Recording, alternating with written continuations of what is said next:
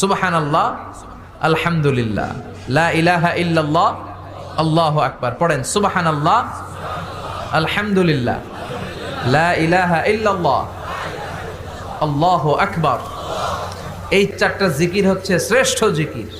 শ্রেষ্ঠ তো শ্রেষ্ঠই তো পাইছেন, আর এদিক ওদিক তাকান কেন? পড়েন ইচ্ছা মতো। এই চারটা জিকির একসাথে মিলিয়েও পড়া যায়, আলাদা করেও পড়া যায়। আবার বিষ্ণুই বললেন, মিজানের পাল্লা ভারী করতে চাও, ফাআম্মা মান সাকুলাত মাওয়াজিনুহু ফাহুয়া ফি আইশাতির রাদিয়া।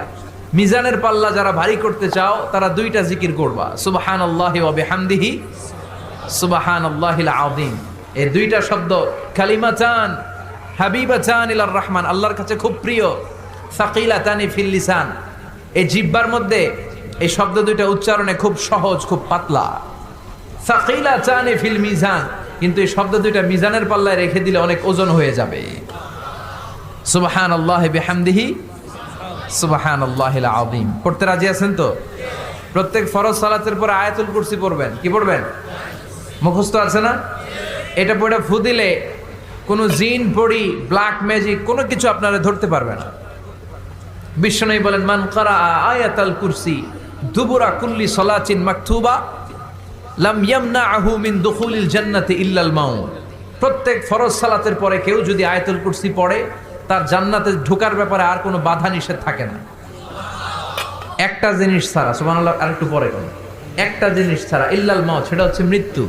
লোকটা মরে না তাই জান্নাতে যায় না, মরলেই জান্নাতি। এবার সুবহানাল্লাহ। তাহলে প্রত্যেক ফরজ সালাতের পরে আয়াতুল কুরসি দরকার আছে না নাই? প্রত্যেক ফরজ সালাতের পরে সালাম ফিরিয়ে আওয়াজ করে পড়বেন আল্লাহু আকবার।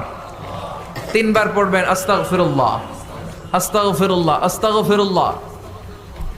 সুবহানাল্লাহ 33 বার, আলহামদুলিল্লাহ 33 বার, আল্লাহু আকবার 34 বার। অথবা শেষে 3টা 33 বার পড়ে মিলাবেন লা ইলাহা ইল্লাল্লাহু ওয়াহদাহু লা শারীকা লাহুল মুলকু ওয়া লাহুল হামদু ওয়া হুয়া আলা কুল্লি শাইইন কাদির। আরেক বর্ণনা একটু বাড়ানো হয়েছে, ইউহয়ী ওয়া ইউমীত ওয়া হুয়া আলা কুল্লি শাইইন। এগুলো পড়ে না, কোত্থেকে কি হাবিজাবি পড়ে ঈমান নষ্ট করে।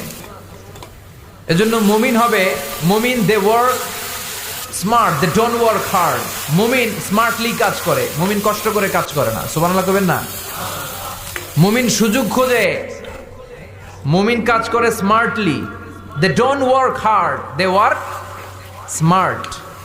দে ওয়ার্ক স্মার্ট, তারা স্মার্টলি কাজ করে। কাবা ঘরের 4টা কর্নার আছে। একটা কর্নারের নাম হচ্ছে রুকনুল হাজারিল আসওয়াদ, এটার নাম হচ্ছে ব্ল্যাক স্টোন কর্নার, যেখানে হাজরা আসওয়াদের পাথর আছে। এই পাথরটাতে চুমু দিলে জীবনের গুনাহ সব মাফ করে দেয় কে? এটা জান্নাতি পাথর। কিয়ামতের দিন এই পাথরকে